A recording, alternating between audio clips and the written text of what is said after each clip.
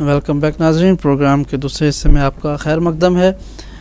Break پر جانے سے پہلے محمد علی صاحب برمنگھم سے انہوں نے فون کیا ہمیں اور انہوں نے 3 سوالات پیش کیے، ان کے جوابات سے پہلے ایک اور کال شامل کرتے ہیں۔ السلام علیکم۔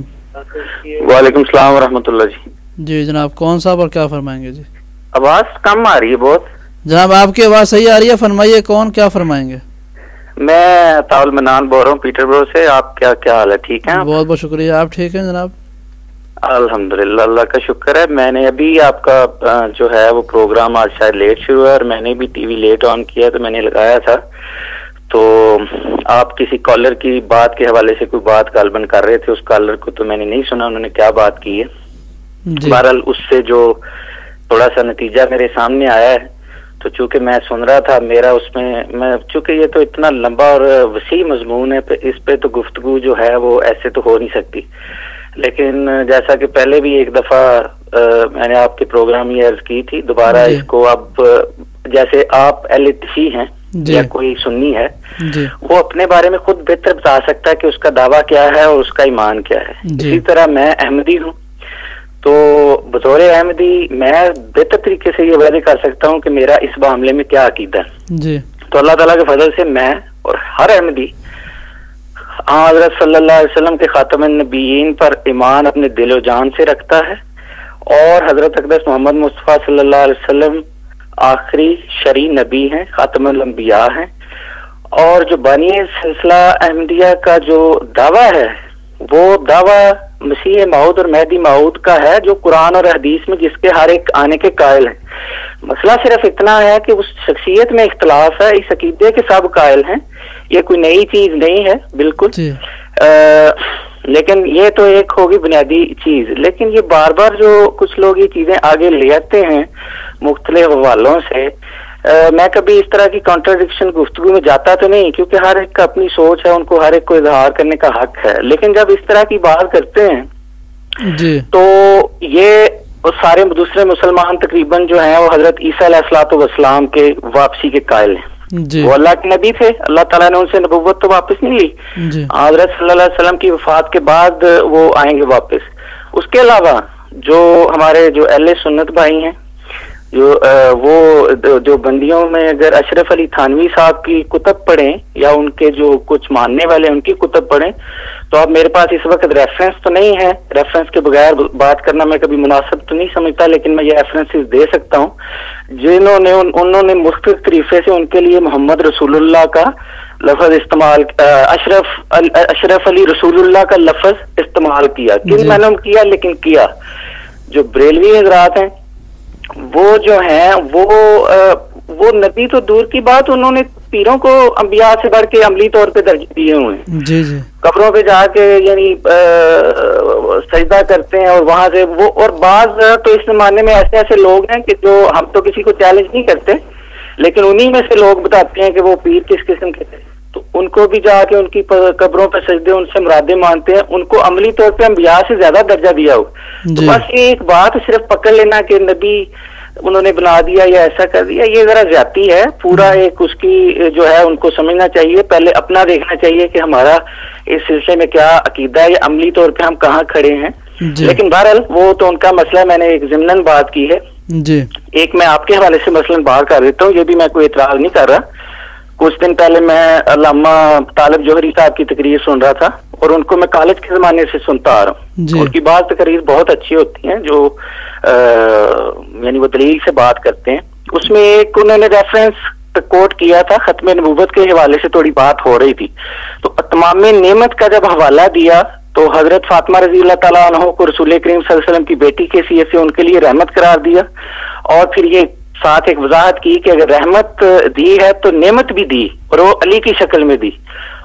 وہ آپ بھی سمجھتے ہیں، میں بھی سمجھتا ہوں کہ وہ ایک صرف انہوں نے ایک یعنی استعارتاً وہ بات، اب میں اس کا یہ مطلب نکال کے بیٹھ جاؤں کہ انہوں نے حضرت علی کو نبی بنا دیے، تو وہ پھر میری اپنے ذہن کی اختراع ہے، میں اس کو جیسے اس بات کو جیسے چاہوں لے جاؤں۔ تو یہ ایسے جو ہے لوگوں کو آ کے نہیں کرنا چاہیے۔ البتہ دوسری بات یہ ہے کہ اب کم از کم 100 سال ہو گیا ہے پاکستان میں، ہر جگہ لوگوں نے حکومت کے ذریعے ہر ذریعے سے کوشش کر کے دیکھ لیا ہے تو ایک چیز اللہ تعالیٰ بھی تو اوپر بیٹھا ہوا ہے، تو ایک چیز کو آپ ہر طرح سے ختم کرنے کے درپے ہیں، تو وہ آج اللہ کے فضل سے پوری دنیا میں جماعت احمدیہ جو پہلے سے زیادہ مضبوط ہوئی ہے. چلے میں اس ڈیٹیل میں نہیں جاتا، تو اب کم از کم چلیں آپ جس کا اختلاف ہے وہ اختلاف رکھے دلیل سے، قرآن سے اور حدیث. جماعت قرآن اور حدیث سے بات کرتی ہے. جی میں بھی اس پہ بہت شکریہ اطہر منان صاحب آپ کا. یقیناً ہم نے جو ہے وہ میں نے ان کو یہی جواب دیا جو تقریباً آپ نے کہا. میں نے کسی کے حوالے سے کوئی وہ بات نہیں کی کہ کون کیا ہے. انہوں نے کا سوال یہ تھا، ہمارے بنگالی دوست تھے، کہ قادیانی کس طرح کے مسلمان ہیں، ان کا عقیدہ کیا ہے، کیا وہ مسلمان ہے یا نہیں. تو میں نے ان کو یہی جواب دیا کہ ہمیں یہ نہیں دیکھنا ہے کہ کون گروہ یا کون سا فرقہ مسلمان ہے یا نہیں. ہم نے جو اسلام کا ایک لا ہے اس کو دیکھ رہے ہیں. جنرل لا کیا ہے اسلام کا، جو اس معیار پہ پورا اترتا ہے وہ مسلمان ہے، جو پورا نہیں اترتا وہ مسلمان نہیں ہے. اور میں آپ کو یقیناً آپ میرے ریگولر ویورز میں سے ہیں، کالر بھی ہیں، آپ کا احترام ہے. آپ نے یقیناً میری اس بات کو نوٹ کیا ہوگا کہ میں کسی کے بارے میں کوئی بھی رائے اس وقت تک نہیں دیتا جب تک میرے پاس یا تو مکمل معلومات نہ ہوں یا وہ شخص میرے پاس موجود نہ ہو. بہت دفعہ جماعت اہل سنت کے حوالے سوالات ہوئے، قادیانیوں کے بارے میں سوال ہوئے، لیکن میں نے ان کے بارے میں اپنی رائے محفوظ رکھی.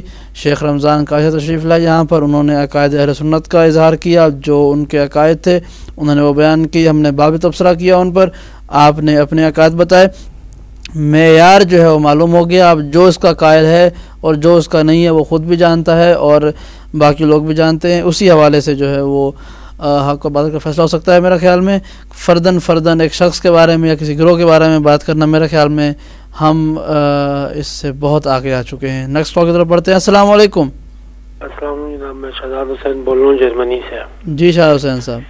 میری طرف سے سب کو السلام علیکم. وعلیکم السلام. سب مومنین کے لیے دعا خیر کرتا ہوں. جناب ابھی جو قادیانی بھائی بول رہے تھے، ان سے یہ کہنا، یہ 100 سالوں کا جو ان کا عقیدہ ہے نا، یہ 1400 سال عقیدے پہ مطلب حاوی نہیں ہو سکتا ہے. یہ لوگ جو بھی مطلب عقیدہ رکھتے ہیں اپنے پاس رکھتے ہیں، اور ہماری کسی بھی مولانا نے کبھی بھی علی کو نبی کے مقام پہ نہیں لے کر آئے. یا اگر پڑھنا چاہتے ہیں ان کی کتابیں یا تقریریں سنتے ہیں طالب جوہری صاحب کو ذرا غور سے سنیں.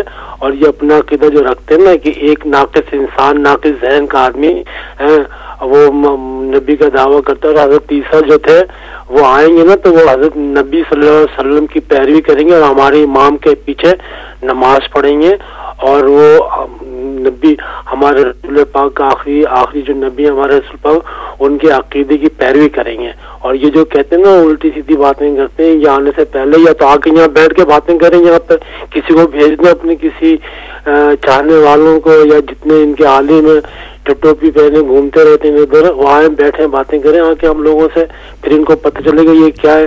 100 سال کا عقیدہ لے کے بیٹھے ہیں، انہوں نے کعبہ بنایا ہوا اپنے وہاں ربوہ کے اندر، اور باتیں کرتے ہیں یہاں بیٹھ کے. ان کو شرم نہیں آتی ہے. ٹھیک جناب، بہت شکریہ آپ کا شہزاد حسین صاحب. اتنا اگریسو میرے خیال میں ہونا مناسب نہیں ہے. وہ انہوں نے اپنی بات کا اظہار کیا کہ ان کا کیا عقیدہ ہے. بہرحال اس کا سچ یا حق ہونا یا نہ ہونا اس کا فیصلہ ہم کر سکتے ہیں، لیکن میرے خیال میں اتنا اگریسو ہونے کی وہ نہیں ہے. بہرحال میں آپ کا بہت احترام کرتا ہوں. آپ شاعر اہل بیت ہیں، پہلے بھی آتے ہیں، آئندہ بھی آپ کا انتظار رہے گا مجھے. خدا آپ کو دفاع میں اضافہ کرے. تو میرا جو طریقہ ہے گفتگو کا وہ یہ ہے کہ میں اور کسی اور کے عقیدے کے بارے میں یا تو ایسی ان کی اوتھینٹک مضبوط معتبر کتاب میرے سامنے ہو کہ جس کے حوالے سے میں بات کروں جس کو کوئی رد نہ کر سکے، اور یا وہ شخص خود میرے سامنے ہو تو میں بات کرتا ہوں اس موقع پر.